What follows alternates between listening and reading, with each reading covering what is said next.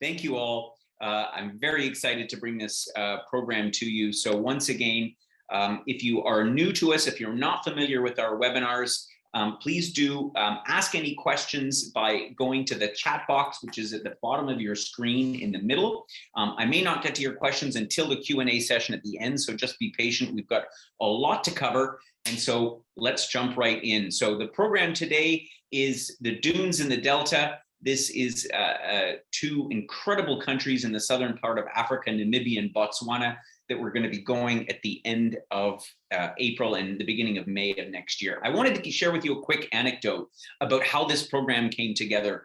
Our philosophy at Wheel and Anchor is all about, we're a community. We're a bunch of friends that like to go on cool and interesting and innovative trips. And so here's a bunch of us that were in Georgia, in the country of Georgia, a couple of years back. It was actually the first Wheel and Anchor trip.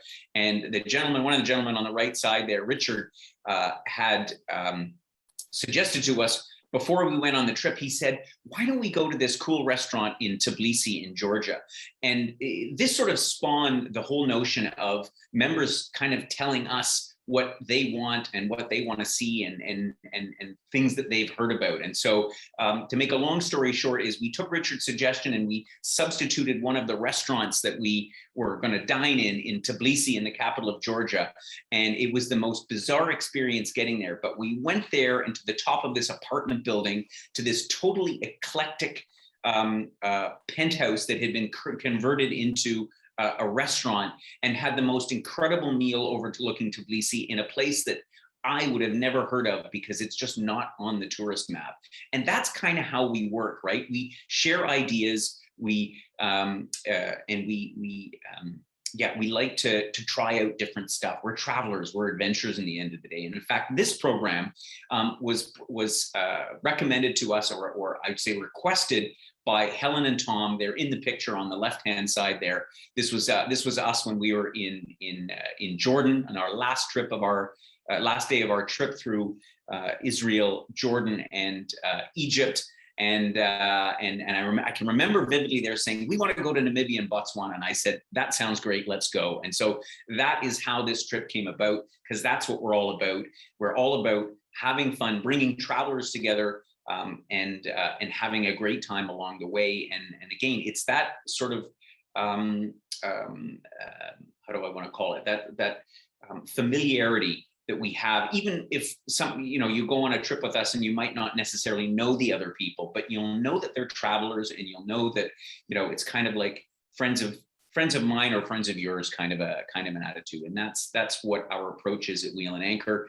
And so I just wanted to share that with you. So today, joining me is, my name is Gordon. For any of you who don't know me, I'm the founder of Wheel and Anchor and an absolutely avid traveler. I've been organizing trips for Canadians for 30 years as of this year, an incredibly long time. And I still love to do it. I just get so excited about every new trip that we design and we come up with. Paula, of course, who many of you will have spoken to on the phone before, is our senior trip specialist. And she is joining us on the webinar today. Joel is not with us today. And our special guest joining us again, thank you so much, Jackie Goodwin, coming to us from South Africa. How are things in South Africa? Oh, we can't hear you, Jackie. I think you're on mute. There we go. Sorry, I need to unmute myself. Cape Town's nice and warm today. Summer's coming, and we're all excited about that. Well, there you go. See, and the opposite, of course, is happening in Canada. Winter's coming, although we won't talk about that because we're still a little bit stuck because of these travel restrictions we have going on. Anyway, welcome and thank you for joining us. Jackie and I go way back to a trip that we did together. It was like 7 years ago. I think we figured that we were in Africa, and we've known each other ever since. And she is our trusted partner in South Africa, but also covering our destinations around Southern Africa. So today, you guys are interested in finding out what is these countries of Namibia and Botswana, what's it all about? And so I, together with Jackie, am going to take you on a bit of a day-by-day tour through what this amazing trip is all about. So let's first of all look at the overall geography of where we're going. So if you look at the inset map on the bottom right, Namibia and Botswana, countries immediately to the north of South Africa. And for a lot of people, they're just not on the, when you think about going on safari in Africa, people think about Kenya, they think about Tanzania, the Serengeti, they think about South Africa and Kruger National Park. And yet the penultimate destination, I would assert, and Jackie may have some words about that, for safaris in Africa is arguably Botswana, the Okavango Delta, where we'll be going, but also Namibia, which is the least densely populated country in Africa, actually. I drove around it myself. This is going back probably 15 or 20 years ago. And it was one of those places in the world I was amazed by the incredible amount of vastness of nothing. You could drive for hours without seeing not even a fence, not a person, not an animal, just incredible, incredible countryside. Anyway, we start our trip in Vintuck, the capital of Namibia. And I'll explain about how do you get to Vintuck in just a second. So we'll spend a night there catching our breath from the long journey. It is obviously a long trip to get to Southern Africa. And then we will join private planes that we've chartered that Jackie has arranged for us. And again, we'll go into the details. We'll fly down over the incredible Namib Desert, through, I think we'll maybe even cover parts of the northern Kalahari, I think is part of the flight route there. So you'll get a sense of this vast countryside of Namibia down to Sossusvlei, which is where the highest sand dunes in the world can be found. We'll spend a couple of nights there. We'll then fly up again on our private aircraft up to Swakopmund, which is a German settlement on the west coast of Namibia. And we'll explore a little bit of the history of the colonization of Namibia. We'll then go overland from that point all the way up into Damaraland, and then over to Twyfelfontein, again overland. So we've got some fairly long travel days in there, continuing up to Etosha National Park, which for me is some of the most vivid wildlife memories that I've ever had. And we'll spend a few nights in Etosha, continuing over into what's called the Capri Strip, which is a very narrow piece of land that is in between Angola and Botswana, but it's still Namibia. So we'll go and spend a couple of days and see what the Capri is all about before heading down to Maun, getting into private aircraft again for our 2 safari lodges that we're going to do, which is Botswana is kind of like wet and dry. And we're going to first see a part of Chobe National Park. And then the very last bit of our trip will be in the Okavango Delta, finishing back up in Maun, which is then where we'll depart back either to go home, or for those of you, I know some people are already keen on going to Victoria Falls or other places in South Africa. So that's the overall agenda. We'll take a minute and go through it on a day-by-day basis. How is the reception, Jackie? Everything crystal clear on your end? Okay, good. The Wi-Fi here in Tuscany is not as robust as I thought it would be. So, so as I said, problems, Gordon. Yeah. So, okay, no comment, right? We'll all be scrambling to get an internet signal when we are in these remote parts of Africa. So as I said, we're going to start our journey in Vintuck, the capital of Namibia, and you can actually access Vintuck through nonstop flights, most probably through Frankfurt, Germany. So Lufthansa or Air Namibia fly down to Vintuck nonstop. So coming from Canada these days, the best way to get to Southern Africa is from Canada to Europe. I always recommend doing an overnight there to sort of catch up on the jet lag. And then from Europe, Frankfurt, typically you can fly nonstop into Vintuck. So as I say, it's a bit of a jaunt, but if you break it up by spending a night in Frankfurt, for example, then you can at least catch up on the jet lag. And then of course, Central Europe is in the same time zone as South Africa. And so we come into Vintuck, and you know what you'll find is a very interesting sort of a bit modern, but also historic city. What are people's impressions of Vintuck, Jackie? Vintuck is as a capital city, it's very small. It has a very provincial feel. The German culture is very strong here, as it is elsewhere in the towns, the larger towns in Namibia.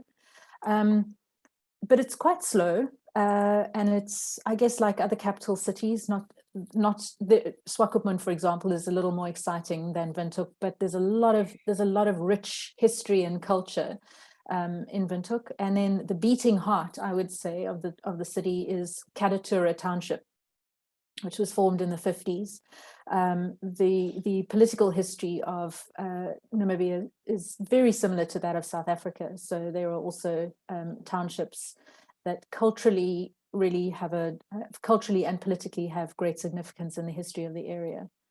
So a city tour would probably include a visit to the Kadatura Township. Exactly, and depending on how people feel, we'll do a bit of a little orientation city tour, so you get a sense about this capital that, again, a lot of people have never even heard of. I suspect you have in store for our first dinner that night. I know people will be a little bit tired from the long journey, but I remember one of my most memorable meals trying African game at this one restaurant in Vintuck. You know the one that I'm talking about. We're not gonna say what it is because it's a surprise, and we haven't decided we're going there or not for sure. But it'll be a great way to sort of launch right into our adventure through Africa. And we have a lovely hotel, which will be a great place to sort of rest up before we begin our journey across Namibia. And as I say, we're going to start off in Sossusvlei. So from there, as I said, we're going to fly in private planes. Now, Jackie, tell us all about this experience, what this is like to fly in as opposed to driving down. It's quite a long drive down to the Sossusvlei. And so there's two reasons that we did this. One is to save a bit of time, but also because the aerial experience of flying across Africa is just second to none. You're right about that. So it's about a 5 or 6 hour drive from Vintuck to Sossusvlei, and it's as with many roads in Namibia, it's long and straight, and of course when you're flying over the Namibia Reserve on the way to the Sossusvlei and also the sand dunes of the Sossusvlei, it's far best seen from the air. You just see vistas that you just could not see from the ground.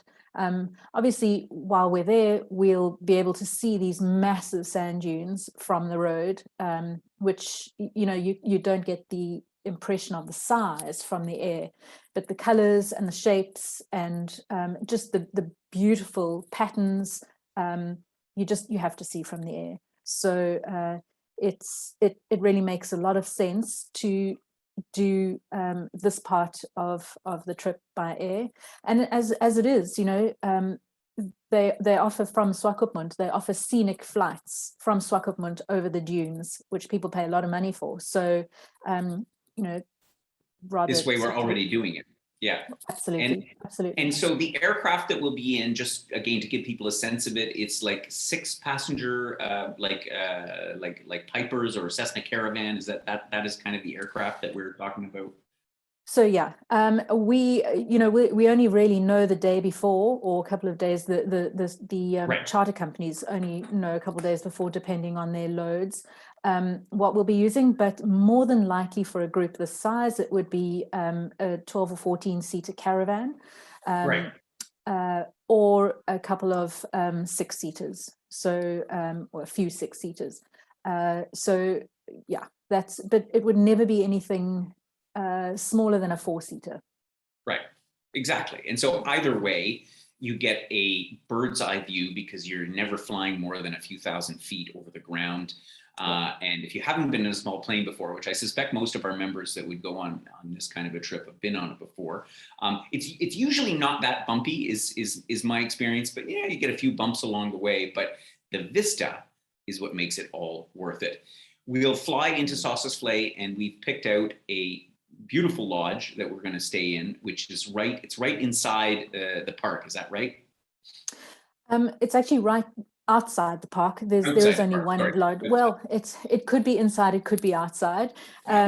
We have 2 lodges in mind, but either way, we will be amongst the first people into the park in the morning. Right, which is critical because we'll go bright and early. And so this is one of those trips where you got to set your alarm a little bit early, but we'll also turn in earlier at night. because the best time to witness not only the wildlife, but also this morning light is early in the morning. Yeah. Yeah. So oh, sorry, Gordon. No, please go ahead. I was just going to say, so we're going to see a few of the different landscapes here, Dead Flay and the Big Dune that they call it, which is the highest one in the world that is almost 1,000 feet high, if I'm my memory serves me correctly. Yeah, that's Dune 45, and then there's Big Daddy as well. We have an opportunity to walk up the dunes if anybody is wanting to do that. I would recommend a little bit of time on the Stairmaster before you come if you're planning to do that. I have walked up to the top of Big Daddy, and I'll tell you, and this is what I put in the introduction to the brochure. The vista amongst these sand dunes and looking out is one of those places in the world that for me stands out as the most incredible things that I've ever seen in my life. I mean, it ranks right up there with, the Great Wall of China and some of these places that literally you are moved by the experience of being amongst this landscape. I think one of the overriding sort of memories that you would have in being in Namibia and in places like these is the silence. It's absolutely silent, particularly, in the morning. I think a caveat is when you set your alarm a little early in the morning, we have to be up before sunrise because the park opens at sunrise and we want to be in there at the gate, ready to go, because that is really the best time to take your pictures, to see the shadows, to see the sun, the colors, and obviously to get there ahead of everybody else. But what you find is that everything is completely silent. You won't hear a bird, you won't hear a cricket. It's, even though those animals are around, somehow the vastness just gobbles up all the silence, all the sound, and there is this overwhelming sense of silence, which these days, where do you get that? Where do you get that? So true. I should mention as well that we will offer the opportunity for those that wish to do a hot air balloon safari, which was one of those things that if I had a bucket list, and I do have a bucket list of all the things I want to do in the world, it would be flying in a hot air balloon over the Sossusvlei. And so that is available as well. But I will caveat it by saying part of the reason that we've chartered planes and we're going to fly in is because we will have an opportunity to witness some of these dunes as well as the skeleton coast we'll talk about in a second from the air already in an airplane. So by all means, if the hot air balloon experience, and I remember when we were in Tanzania, hot air ballooning over the Serengeti, and again, for people, it's one of the best experiences in their life. This would be up there. It's possible as well. Details in the brochure. I just wanted to mention that. So we'll be 2 nights in the Sossusvlei in the reserve. Then we'll go back to the airstrip, and we will then fly over the skeleton coast. And I don't have an aerial picture of it to do it justice, but again, we'll get the Namib Naukluft Park, the dunes, as well as the other thing I think you see flying up to Swakopmund, you see ruins of like ships and so on and so forth in the desert. Is that right? We can, depending on the flight path, but we're more likely to see that when we drive up the Skeleton Coast. Exactly. So as I mentioned, the hot air balloon safari, which is an option, and Swakopmund being in the middle of the Skeleton Coast. Why is it called the Skeleton Coast, by the way? Mostly because of all the whale bones and the whale carcasses that have washed up over the centuries, and you see these enormous bones on the coast, and the skeletons of ships, lots and lots of shipwrecks. Well. Yeah, this is it's a very dangerous coast for ships, and there've been a lot of shipwrecks. So you'll see a lot of shipwrecks all up and down the coast. Exactly. And so depending on exactly where we fly, we might catch some of them from the air. But as you say, the coast, the desert just sort of seems to just go right into the sea. So we will probably see some of that, and we'll see some of these skeletons as we head up towards Swakopmund. The town itself will have some time to see. And you can see by the buildings here, it is very German influenced and still today. Yeah. So Swakopmund, there is a very strong German influence, and you can see it in the architecture, you can see it in the food, in the culture. A lot of people still speak German, and you know, there's a number of museums, a lot of little antique stores. It's really quite a charming town. So we'll have an opportunity in the afternoon to just go do a little bit exploring by yourself. There's a lovely promenade that runs up and along the coast. So yeah, lots to do, and lots to just soak in. Exactly. And so it'll be, again, the nice thing about this trip is that we go from these sort of vast landscapes into, you know, settlements like Swakopmund, and it's a chance for us to sort of be able to just meander around in a small sort of a little urban atmosphere. From Swakopmund, we will then head up into the Damaraland, which again, a very different landscape as well. You get a sense of it from the picture here. And one of the things in Damaraland that I remember when I was driving through all those years ago is they have the desert elephants, which is quite an endangered species. Are we likely to, is there a chance that we might see some of those as we head up towards Damaraland? Well, Gordon, you know how it is with wildlife. We never make promises. No guarantees. But yeah, we'll certainly go looking for them. This isn't the Damaraland and the Twyfelfontein are two very interesting parts of Namibia, and I think this is kind of where the soul of Namibia is.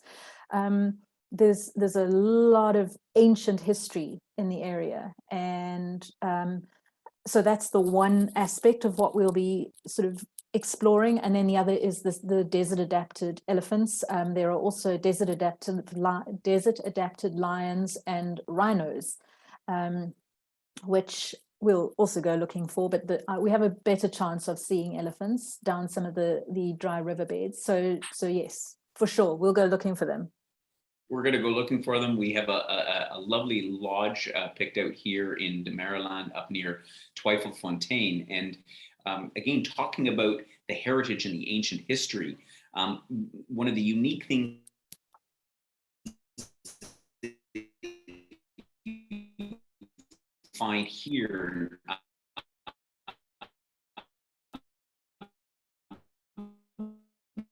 not far outside Twyfelfontein is things that they're not, it could be tens of thousands of years. Did I, still there? Yeah, I think Did I cut out for a second? Yeah, that Tuscan Wi-Fi. The Tuscan Wi-Fi. So sorry about that. I was just saying about Twyfelfontein and the rock engravings that they say are as old as tens of thousands of years. Yes, yes. Yeah, and this is also this area.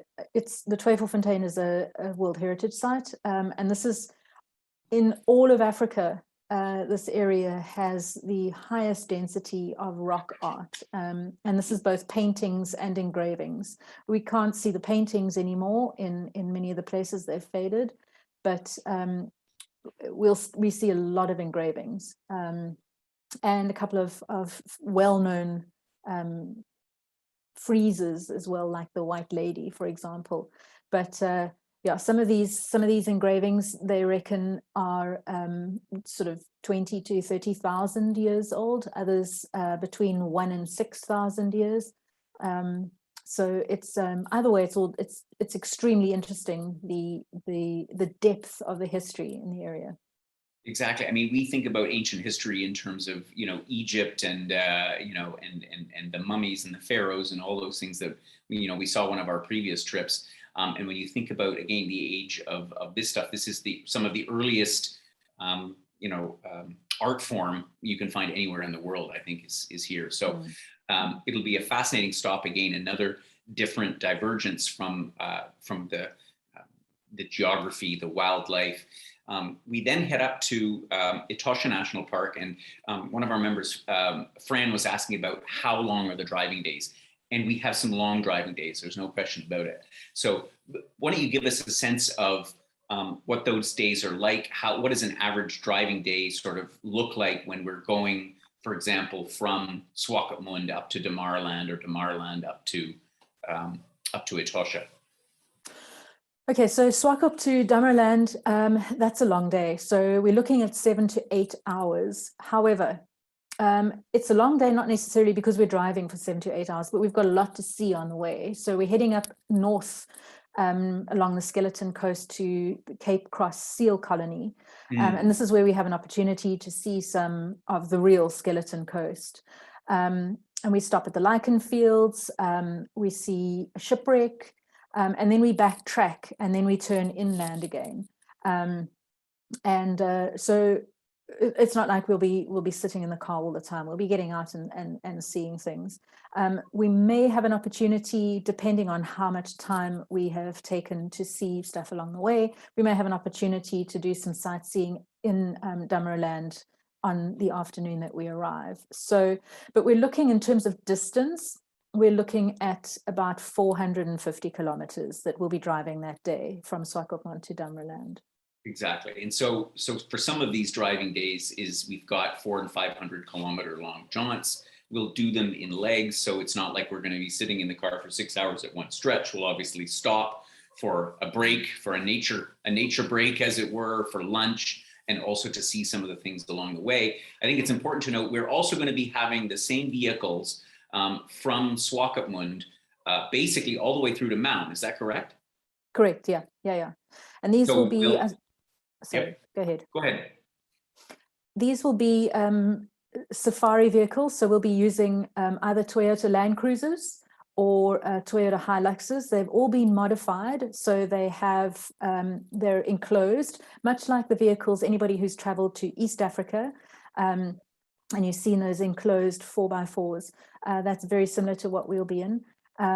The Hilux, we have a maximum of 5 people per vehicle so that everybody is sitting at a window. There's nobody in a middle seat. And then the Land Cruisers, the maximum number of passengers would be 6 people. Again, 2 people per row and nobody in a middle seat, so that there's enough space. Everybody can see, everybody has access to a window, and then there's space next to you to put your bag. Exactly. And these vehicles are obviously rugged and, the best way to cross the terrain in as much comfort as possible. I mean, the roads I found in Namibia were pretty decent, not full of potholes like I remember those from back in the day in crossing parts of Namibia, but parts of Tanzania. But, nevertheless, you are on safari, and there are times when it's going to be a bit bumpy, but we've got about as comfortable transportation as we can get. Let's just continue on and talk a little bit about Etosha. And again, this is for me one of the most vivid wildlife memories that I have from anywhere. Etosha is a giant salt pan.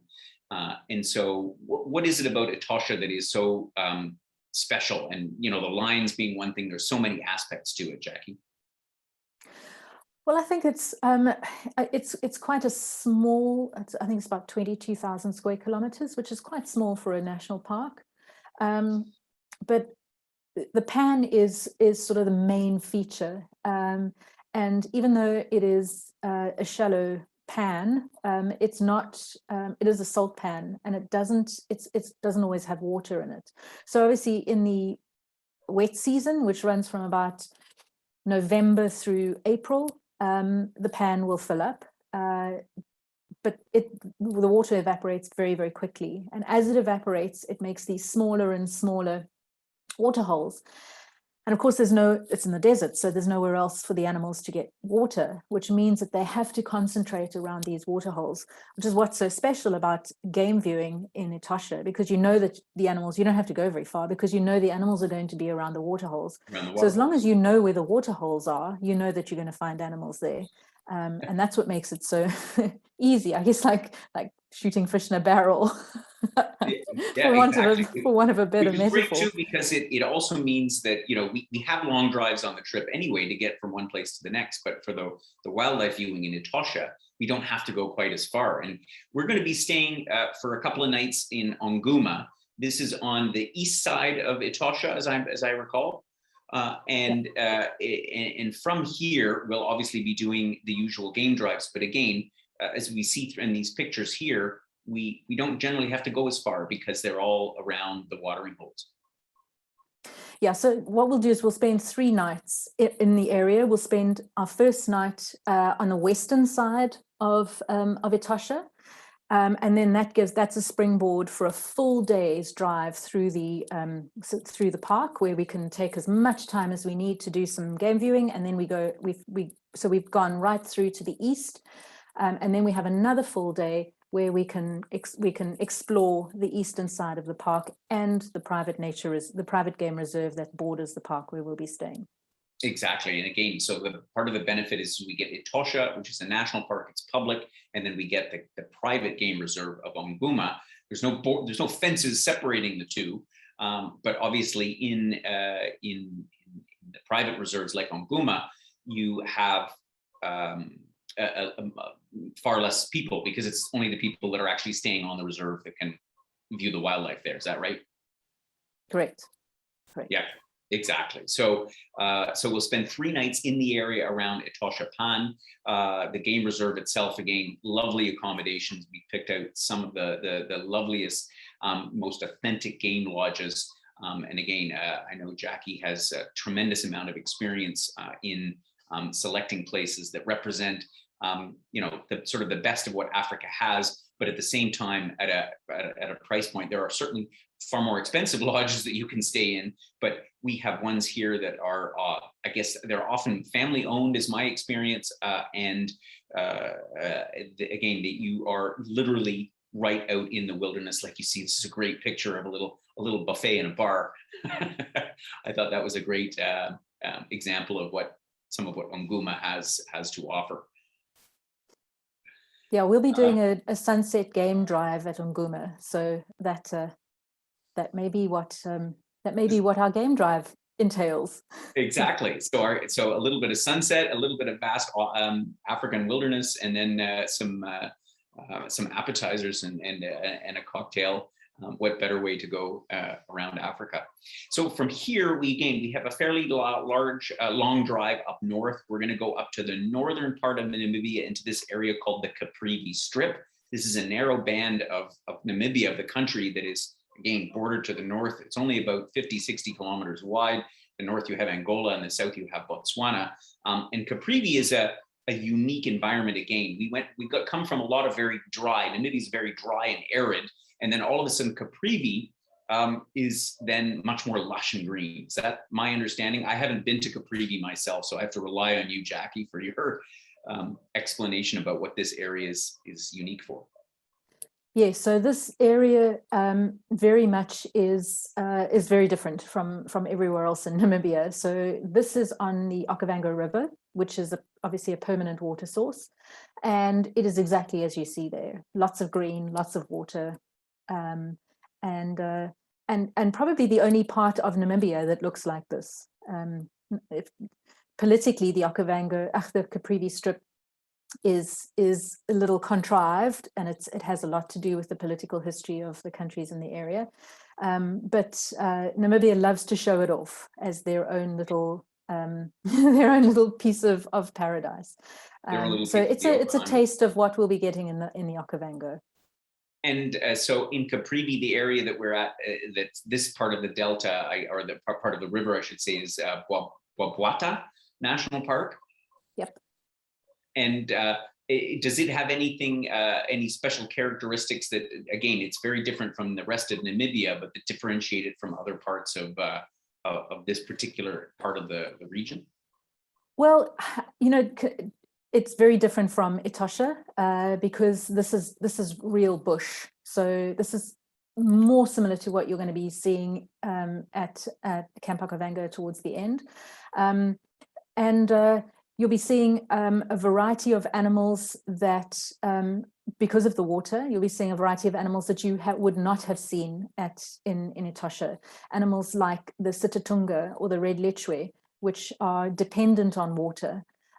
These are antelope. They're dependent on water. So you'll only see them in this part of Southern Africa.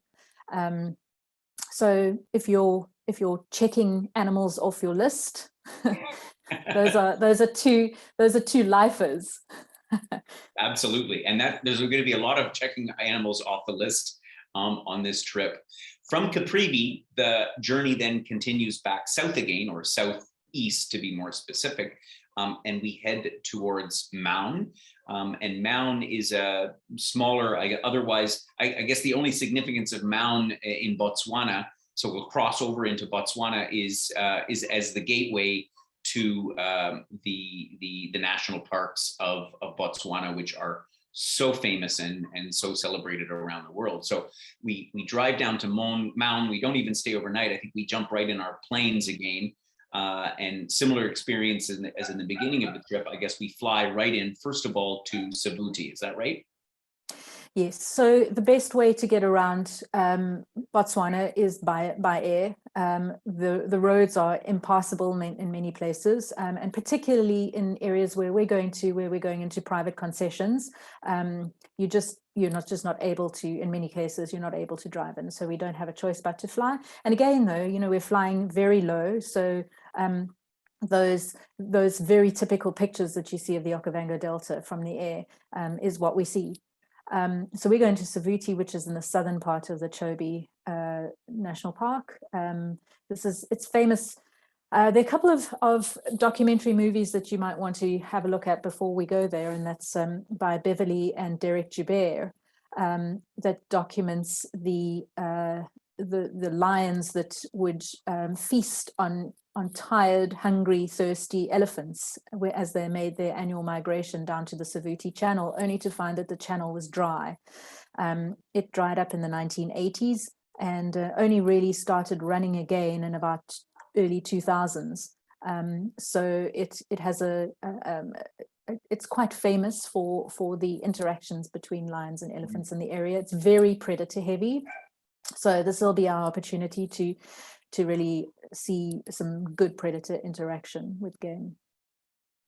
Yeah, which is great, and because again, it's you in the more well-known parks in South Africa or in East Africa, you have to travel long distances, and the likelihood of this interaction with predators and their prey is more difficult to see, and that's part of the reason why Botswana is such a celebrated safari destination. And so the lodge that we have here, Savuti Lodge, again, I love this kind of place because you are right there with the wildlife. Again, I guess we see a little watering hole there. What's life like at Savuti? It's one of my favorite lodges in that area, just because it's lovely and comfortable. But the service, this whole group, we're using a group called Desert and Delta Safaris. They're one of the oldest safari operators, or longest serving safari operators in Botswana, and they really know how to do safari. Their service levels are really high. Their ethics are good. In Chobe, they're the first lodge to use electric vehicles, game vehicles. They were also the first lodge to have only female guides. So they're very progressive, very forward thinking in their business. And they know the area really well. Their guides all come from these areas, so they all grew up in the bush. They see animals before we would ever see them. They know where to look, and the experience that you have there is just always good. It's a real feel good experience. These are feel good lodges. Yeah, I must add. Yeah, go ahead. I must add that the pictures that you're seeing here were obviously taken during the dry season. May is just going into the dry season, so the surroundings would not be as dry as they are here. Good point. Of course, thank you. But of course, there should be no rain. So it's that shoulder season, just coming out of the green season, going into the dry season. Going into the dry season. So, but the point being that wildlife is at your doorstep or at the edge of the pool potentially. You never know where when they might be knocking at the door. And the style of accommodation here is sort of huts. I showed a few pictures of them. This isn't tented accommodation. These are solid walls Not that tented accommodation is a wonderful way to go as well, but just so that our members have a sense of what, what the style of accommodation is. And again, these lodges, because we're out in the middle of the bush, accessible by air only, and you have everything, all of your meals, you have afternoon tea, you have beverage service, really is done on an excellent, high, all-inclusive kind of basis, and they even do your laundry as well. So at this point in the safari, you will probably have a few clothes to wash, but there are spots along the way, like in Sossusvlei, like at Savuti, where you can get that done. So 3 days we'll spend at Savuti in Chobe National Park, which is on the drier side of things, and then of course the Okavango Delta, arguably the pinnacle of this trip, which is full of pinnacles. And the delta itself is one of the world's largest inland deltas at all. And I understand that there's something like 150,000 islands within this vast ecosystem. Tell us a bit more about the Okavango and what the experience there is like. Well, Gordon, I have to say that the Okavango is one of my favorite places on earth. And I'm fortunate, like yourself, to have done a lot of traveling to some incredible places. There is just nothing better than waking up in the morning to the sound, the cacophony. Now, I mentioned earlier about Sossusvlei and the overwhelming silence. The Okavango Delta is exactly the opposite. So the morning, as soon as the sun starts suggesting it might come up, everything wakes up. And there's this cacophony of bird noise, bird song, and animal sounds, and then the smells, the morning smells of the wild sage and the wild basil that surrounds the lodges. There is just no better feeling, there's no better sensation than waking up in Botswana in the mornings. It is a truly, truly special place. And the Delta, what's going to be fabulous about May is that the water will be rising. So the Delta is actually in an area called the Malaria Depression, where the Okavango River, instead of running west down into the Atlantic Ocean, runs east into this depression. And of course, it's coming out of the end of the wet season, so all of the rivers are being filled from runoff from the mountains further north, and they're running into the Malaria Depression.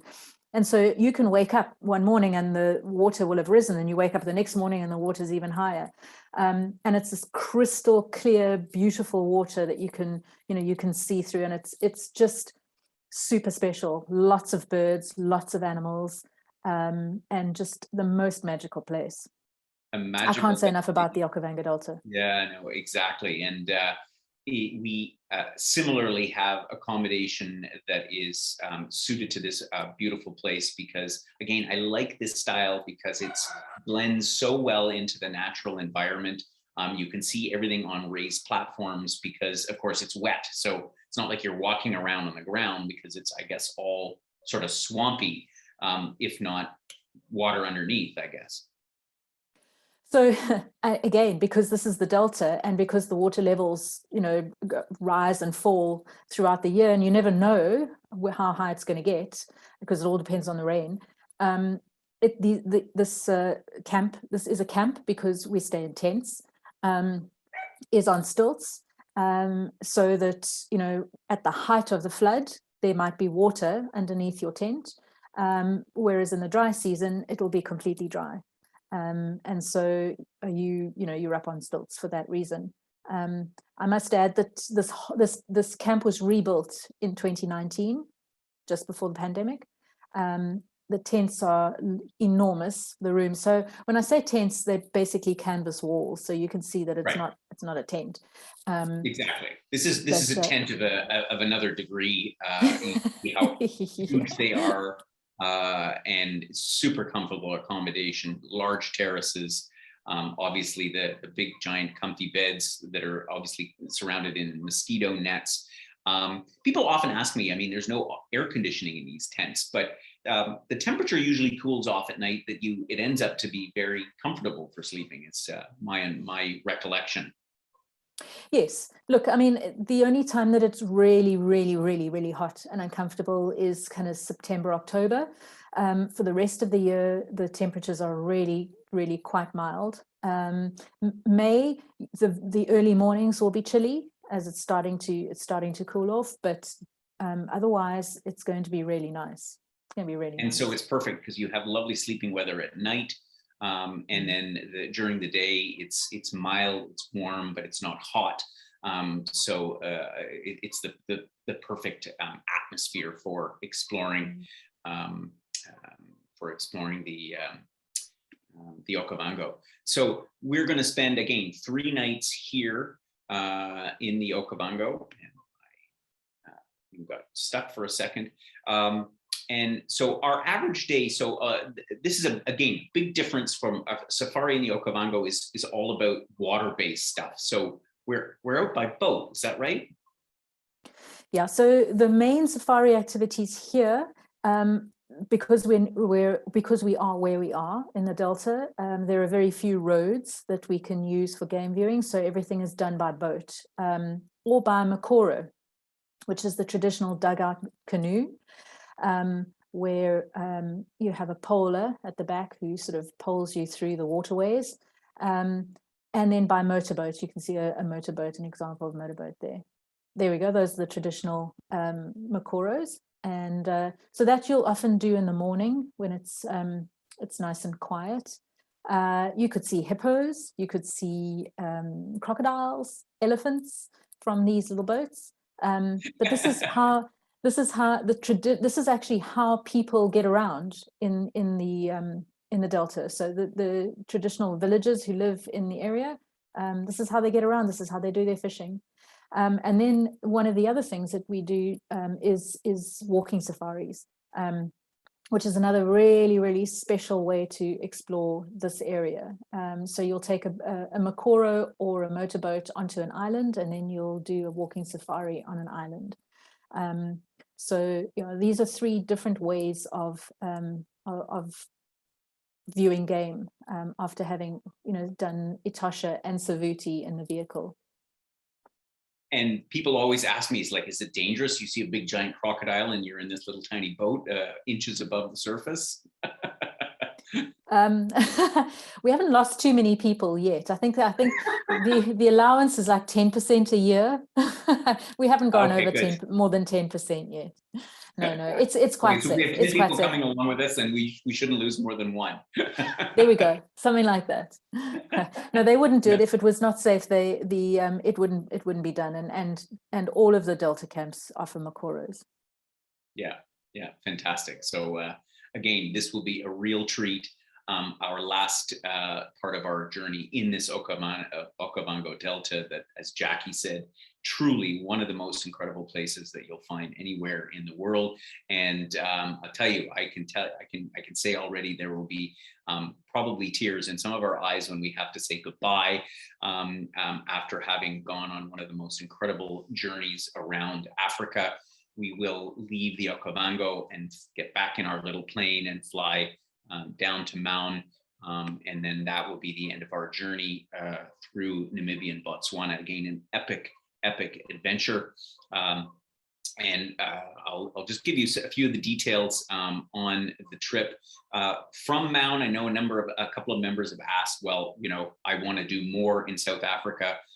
You can certainly fly over to Victoria Falls, for example, which is a short flight away on the border between Zimbabwe and Zambia, is an option. You could fly down to South Africa. From Maun, you pretty much need another gateway to go internationally. So flying back home, you'd probably fly to Johannesburg to catch a flight back to Europe, or for that matter, if you were going to continue on. I know some of our members had asked about continuing on our Seychelles extension. That is possible. But again, from Maun, you'll have to make an extra hop out to any of these places except for Victoria Falls. So all of the details, of course, in the brochure, and here just a glimpse at the pricing now, just noting on this that we don't have the final prices for everything because this is 2023, but we're pretty sure we should be right around this number.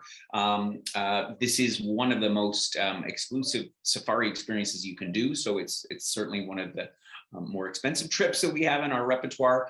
At the same time, it's one of those things that is absolutely the experience. This is literally the trip of a lifetime, I would say.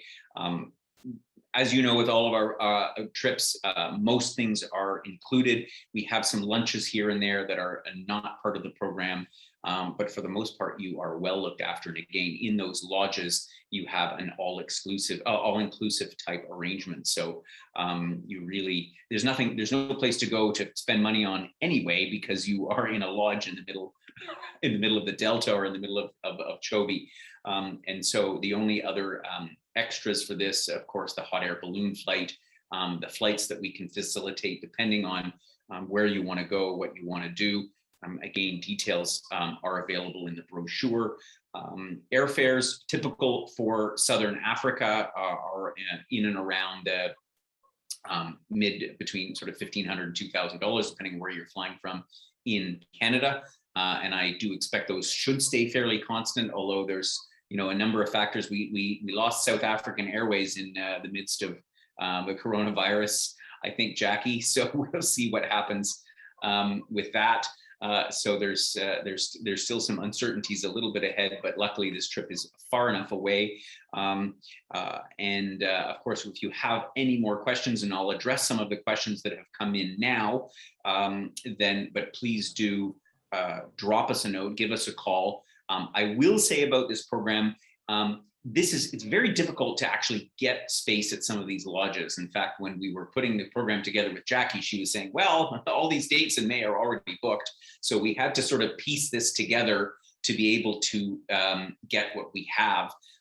And so we are holding space now for roughly a maximum group size of around 16 people. And I know there's a lot of interest for it. So I always say no pressure, but at the same time, we will have to firm this program up more than a year in advance in order to be able to hang on to the spots that we have. So that's just a little side note there. I also wanted to address those members who've joined us for this program wondering about safaris in Africa. We introduced a few weeks back with Jackie our program to South Africa and the Seychelles. What's the difference? Well, our South Africa program has a lovely safari component to it in Kwandwe National Park, one of the best national parks in the southern part of South Africa. But that trip is more of a kaleidoscope, if you will, more of a general look at South Africa. We have Cape Town, we have the Cape Winelands, we have Kwandwe, the Garden Route. And so that's sort of more of a general look at South Africa with a lovely safari component to it. And then, of course, continuing on to the Seychelles, as opposed to this trip, the dunes in the Delta, which is really safari extraordinary, the ultimate safari experience. So if you have never done a safari before, if you're going for the first time, you might want to consider like the South Africa experience that has a bit of safari in it, so you know what you're in for. But if you've been on a safari before and you are looking for, how do I top what I've done before? Well, that would be by coming with us on the dunes and the Delta trip. So Paula, I think a few questions have come in also from members who couldn't join us or had to leave early. Please tell us what the questions are. I see one question here from Fran. I didn't get to earlier about the sand dune and about Big Daddy. She's asking how does it compare to the Grand Pyramid? Well, I can tell you, having climbed up Big Daddy, if you can picture walking in a sand trap, if you're a golfer, that's kind of the experience. It is sand. It is one big pile of sand. The sand is relatively firm because obviously other tourists go up and down Big Daddy. but it is walking up literally a mountain of sand. So it is moderately strenuous. It's not, you don't have to be super dexterous like you did crawling up inside the Grand Pyramid of Giza in Egypt, hunched over sideways to get inside. It's just a walk, but it is a walk up 1,000 feet from the bottom of the dune all the way up. So that's my experience of it. Paula, a couple other questions? Yes. So I see Nancy's still on, so I'll try to get to her questions while she's here with us. I think you've already answered the first one with regards to flights from Windhoek or Maun to route via Victoria Falls. Yep. The next one was with regards to the chartered plane companies that we would be working with. And if you could just explain a little bit about their reputation or safety records. Do you want me, should I Jackie, take that one? Please. Okay, so the charter companies that we would use, there are two main charter companies in Namibia that we would use. One would be West Air, the other one Scenic Air. At this stage, we have not made a choice, but it would depend entirely on their equipment, I guess, and the availability of equipment. Both have impeccable records and are well known in the industry. And then in Botswana, we would use Safari Air, and Safari Air is owned by the company that owns the lodges that we'll be staying at. Again, Safari Air has been around for a long time, also an impeccable industry record in the industry. Yeah, so I've given you the name, so if you would like to look them up, you're welcome to do that. And we're happy to email you that as well if you'd like to look into them. But yeah. we're working with the most reputable in the business, and the pilots have been doing this for a long time, and there's nothing to be concerned about. That's fantastic. The third question Nancy had, and I don't know if she's left us now or maybe she's still there, but is with regards to the vehicles, which Jackie, I know you touched on, and some really good information having done safari before. I feel like that's exactly what you're looking for when we are doing safari, but was wondering if when we are doing any of the drives, are any of the vehicles going to be open air with the tiered seating? Okay, so the whole time that we are in Namibia, we will have closed vehicles. So those will be, when we're down in Sossusvlei, there'll probably be Land Cruisers. When for the rest of the road trip that we'll be doing through Namibia, those will be the Hilux or the road cruisers, but they will be closed. All of the roads that we'll be traveling on, except for those in Swakopmund, will be gravel roads. So we don't want dust for 8 hours. So those will be closed vehicles. And when we do our safari drives in Etosha, we'll be using those vehicles. The vehicle that we will be using for the Onguma safari will probably be an open vehicle though. And then when we are in Botswana, those will all be open vehicles. So those will be modified, the typical safari Land Cruisers that you are familiar with seeing, with the three tiered seats. This company that we're using has bucket seats, so it's not a bench seat. Each bum has its own seat, you'll there'll be a maximum of 6 people per vehicle. The vehicles are covered, but there's nothing on the sides, open on the sides. Yeah, okay. And so it's a great question, and I know where Nancy's coming from on this, because in South Africa, when you do a game drive for a couple of hours, you'll often have a completely open vehicle. But because we're covering vast distances and doing safari on the way, the closed vehicle is just strictly for comfort is really the only way to go.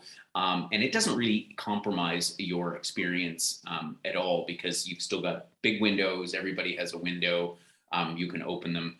And as Margie's just asked, you can get good pics as well from the closed vehicles, because again, we're not crowding people in, but we can open the windows right up. You can lean out, and we'll make sure that you get yourself the best possible pictures. If I can add to that, Gordon, the vehicle windows are big sliding windows. And then on top of that, something that I didn't mention was that they have pop-top roofs.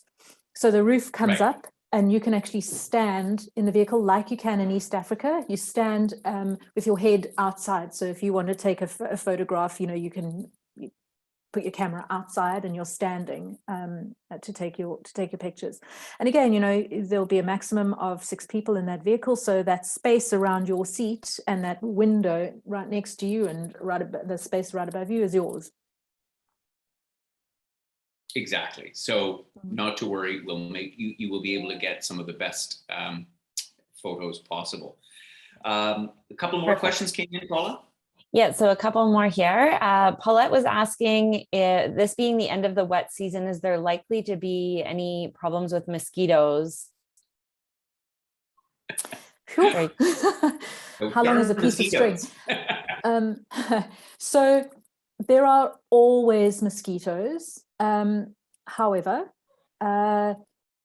the only time that we say you don't have to worry about mosquitoes is actually at the end of the dry season, because there are very few mosquitoes around. So I wouldn't say mosquitoes are a problem, but there will be mosquitoes around. We will recommend for this trip that you take malaria prophylactics. Malaria is not a big problem in Southern Africa in the areas that we're going to, but if there is going to be malaria, it would be in this area. So it would be important to take prophylactics, and it would be important to bring some DEET or some malaria spray, some bug spray. Yeah. And obviously, I'm sure Gordon will give you guidelines on what to wear. One of the things, though, that you may experience, we haven't experienced it for a few years now in Botswana, but I have in the past, and we shouldn't have it at this time of year, but are Tetsy Flies. So there are Tetsy Flies in parts of Botswana. They usually are only really seen towards the end of the dry season. So where you don't have mosquitoes, you might have Tetsy Flies, or where you don't have Tetsy Flies, you'll have mosquitoes. So again, that's just nothing to be worried about at all. There's no sleeping sickness. They just, they can deliver a painful bite or a very, very itchy bite, is my experience. But unlikely that you'll see Tetsy Flies at this time of the year, but yes to mosquitoes. Perfect. Yeah, and we would generally advise for anyone joining on a trip like this to speak with a travel medical clinic or doctor with regards to, I think, any advice on what medications, such as like the malaria that you mentioned here, so that they're the experts in advising and giving you the options that are available. Fantastic. One other question here from Judy with regards to the weather. So Jackie, you mentioned it's mild during the day. Would you say this is like 20 Celsius and what is cool in the mornings? 10 Celsius? I guess we're looking for approximate ranges if you can. So at that time of year, I would say it could still be warm during the day. So it could be 25, 28. Depending on, again, it depends on how much rain there has been that season and what the weather's doing. But I would say work on about 25 to a maximum of about 28 during the day. In the morning, I would say it certainly wouldn't go below 10. I would say probably more sort of about 13 to 15 in the morning, which doesn't sound very cool. But when you are on an open game vehicle and you have temperatures of 13 degrees blowing past you, it gets quite chilly. So I would work at between 10 and 15 in the mornings, but think of that wind. So with the wind chill, probably a little chillier. I hope that answers it. A good lined windbreaker, Gore-Tex, something like that. It comes in very handy in Africa. Terrific. I think that's all the questions. Paula, is there any other ones? That's everything I've had come in so far that I've seen. So if there's anything else, as always, everyone can reach out by phone or email to us. Please do drop us a note if you have any other questions, and if we can't answer them, then we know Jackie's only a phone call away. We thank you for joining us for our very exciting webinar on dunes in the Delta, Namibia, and Botswana. Next week, we'll be presenting an overview of our France Kaleidoscope program. In case you missed or you wanted a summary of where we're going in next fall, this time next year, you can join us for our France Kaleidoscope overview webinar. Thank you very much. I look forward to hearing from you. I'm sure we'll see a number of you on this trip. I'll hope to see you long before that because it's a year and a half away. Jackie, thank you so much for tuning in from South Africa. I look forward to catching up with you all very, very soon. And have yourselves a great rest of the day.